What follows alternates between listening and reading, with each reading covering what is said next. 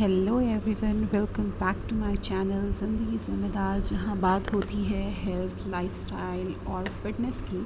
आज का वर्कआउट मैंने स्टार्ट किया है और सबसे पहले स्टार्टिंग की है बाइसेप कर्ल से, क्योंकि आज मेरा बाइसेप डे है। इस एक्सरसाइज़ के हम पूरे 3 सेट करते हैं और हर एक्सरसाइज में वेट को इंक्रीज़ करते हैं, रेपिटेशन को डिक्रीज़ करते हैं। इस एक्सरसाइज को कंप्लीट करने के बाद हम आ चुके हैं हैमर की तरफ। इस एक्सरसाइज से हम अपने बाइसेप पे अच्छा टेंशन क्रिएट कर पाते हैं, जिससे कि हमारे बाइसेप स्ट्रॉन्ग होते हैं। इस एक्सरसाइज के भी हम पूरे 3 सेट करते हैं और हर सेट में अपने वेट को इंक्रीज़ करते हैं, सो दैट हम अपने बाइसेप पे पूरा फोकस कर सकें। इस एक्सरसाइज को परफॉर्म करते वक्त आपको एक चीज़ बहुत ज़्यादा ध्यान रखनी है, वो है माइंड कनेक्शन।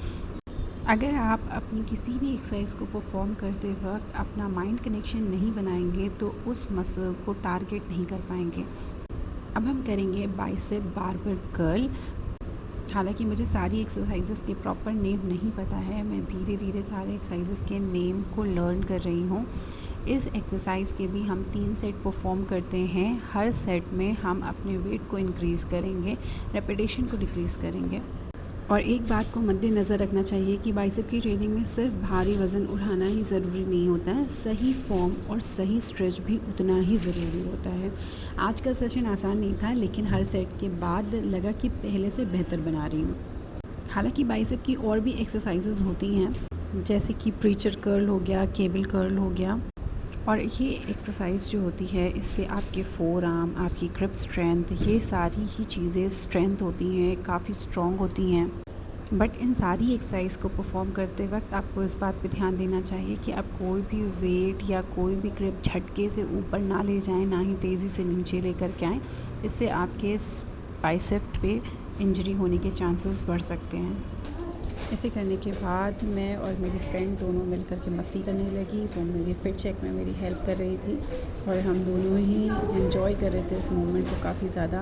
मुझे तो बहुत हंसी आ रही थी, क्योंकि वो मेरे टी शर्ट को पीछे से पकड़ करके उसे टाइट कर रही थी और वो मानी नहीं और उसने वही किया, लेकिन उसके शूज़ पीछे से दिख रहे थे और हम दोनों ही मिलकर इसको एंजॉय कर रहे थे। फिर ट्रेनर से पड़ी डांट। फिर मैंने स्टार्ट किया अपना कार्डियो, जिसमें सबसे पहले मैंने किया स्टेपर जंप, जिसमें मैंने ये एक्सरसाइज फैट बर्न करने के लिए बहुत ही बेस्ट है। उसके बाद हम आए दूसरी एक्सरसाइज की तरफ, जिसमें हम स्टेपर पे एक पैर नीचे रखते हैं, फिर स्क्वाट करते हैं, फिर दूसरा पैर नीचे रखते हैं, फिर स्क्वाट करते हैं। इसे जंप स्क्वाट्स भी कहते हैं। इस एक्सरसाइज के भी हमने पूरे 3 सेट करे।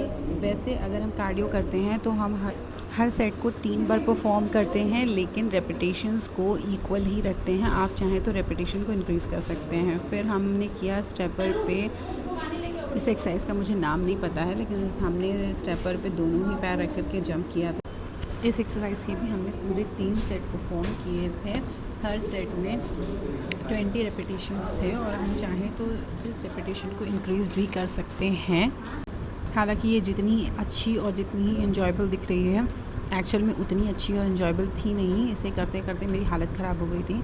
फिर हम आ गए जंपिंग जैक्स की तरफ। जंपिंग जैक के भी हमने पूरे किए 3 सेट। हर सेट में मैंने 50-50 के राउंड्स किए थे। उसके बाद हमने किया प्लेट लेकर के ट्रेडमिल।